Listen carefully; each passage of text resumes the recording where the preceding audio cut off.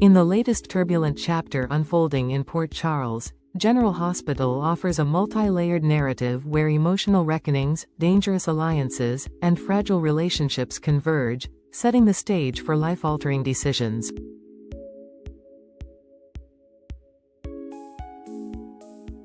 The episode on Thursday, June 26, is a blend of subtle manipulation, heartfelt reflections, and strategic repositioning as several key characters grapple with questions of loyalty, identity, and the future they want to claim, or escape. Lulu Spencer is no stranger to the complexities that define life in Port Charles, but recent developments have awakened her protective instincts. Deeply unsettled by what she perceives as growing proximity between Marco Rios and his manipulative father Jens Sidwell, Lulu quietly approaches Lucas Jones with a warning masked as a suggestion. Her concern isn't rooted in idle gossip. There's a genuine sense of dread as she urges Lucas to dig deeper and see what Marco might be hiding. While Marco has long distanced himself from the more sinister elements of Sidwell's empire, he's still tethered to his father's orbit. That proximity alone is enough to corrupt anyone's moral compass, and Lulu knows how easily Port Charles can turn allies into liabilities.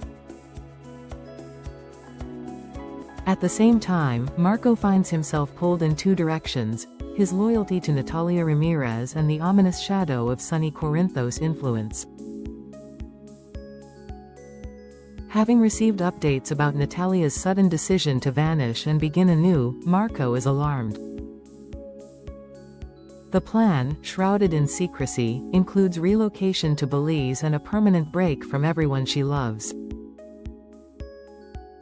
While Marco questions Natalia about the logistics behind such a drastic move, he knows instinctively that Sonny orchestrated this exit strategy, offering Natalia an escape hatch that may come with unseen strings attached.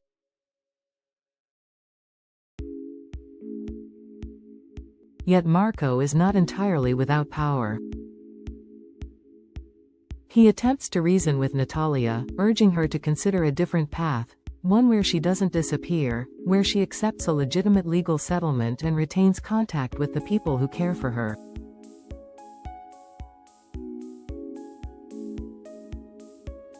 For Marco, this isn't just about Natalia's safety, it's about saving a part of himself that still believes in redemption and lawful resolution. Whether Natalia will listen is uncertain, but her decision could reverberate far beyond the quiet streets she plans to leave behind. Elsewhere in Port Charles, Carly Spencer finds herself in a troubling conversation with Sonny. What begins as a routine check-in quickly turns into something more unnerving. Sonny confesses that he has refused a buyout offer for the marina, an offer that Sidwell himself had carefully positioned. The implications are chilling. Sidwell is not accustomed to being denied, and Sonny's resistance could be the first move in a silent but deadly standoff. Carly listens, alert and increasingly anxious. The tone of Sonny's voice, the careful choice of words, and the veiled references to trouble on the horizon confirm what Carly has long suspected. Sidwell isn't just an ambitious rival, he's a legitimate threat.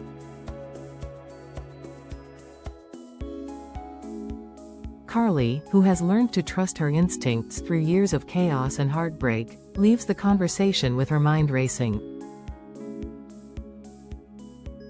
She doesn't press Sonny further, at least not yet, but the tension between what's said and what's implied is too thick to ignore. Port Charles has always been a chessboard of power plays and veiled threats, but something about this feels more volatile, more dangerous. Carly knows better than most what it means when men like Sidwell don't get their way. On another front, Sidwell engages in a different kind of intimidation, subtle, sharp, and terrifying in its quiet certainty. In a brief but tense interaction, he addresses Ezra Boyle with the kind of cold civility that suggests anything less than full compliance could spell disaster. Ezra, though politically savvy, is no match for Sidwell's psychological games. Forced to nod and smile, Ezra accepts the veiled threat with a grateful mask, knowing full well the price of disobedience. In Sidwell's world, there are no second chances, only outcomes carefully designed to serve his power.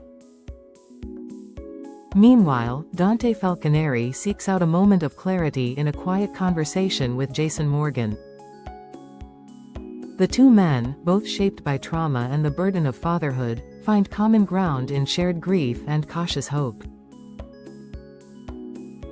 Dante confesses that he once believed Jason had distanced himself from his son Danny, interpreting it as apathy or fear of responsibility.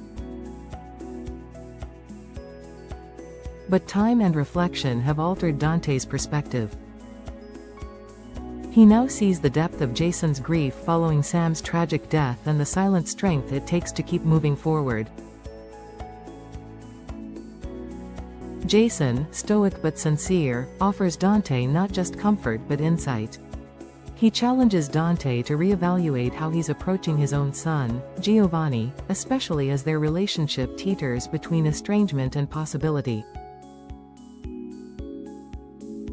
This emotional exchange is more than just a reconciliation, it's a blueprint for healing.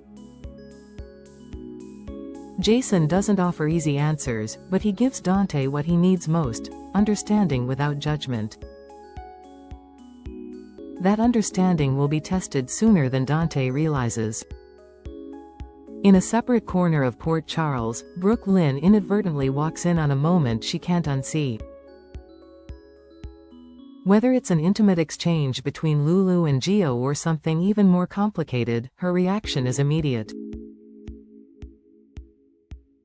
Shock, discomfort, maybe even betrayal flicker across her face.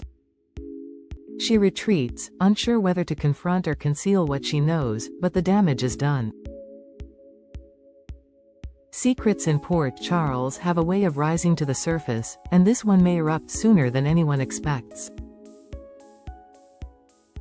Amid all this tension, a softer, more poignant thread weaves its way through the chaos.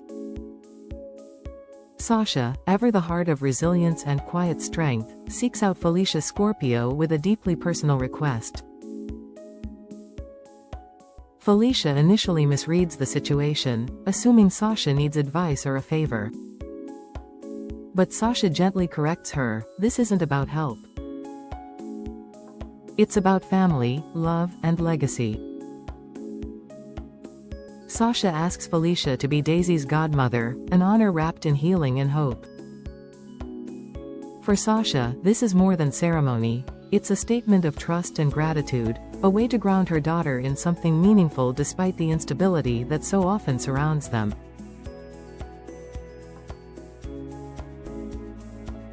Felicia, moved and honored, accepts with warmth. In a town plagued by betrayal and manipulation, this small gesture shines brightly. Together, the two women begin preparations for Daisy's baptism, a symbol of new beginnings in a place where the past rarely stays buried. In the span of a single day, lives in Port Charles twist and tangle anew. Old scars are reopened, new alliances take root, and quiet choices carry the weight of consequence. As the storm clouds gather, literal and metaphorical, each character must decide not only what future they want but what part of themselves they're willing to leave behind to get there.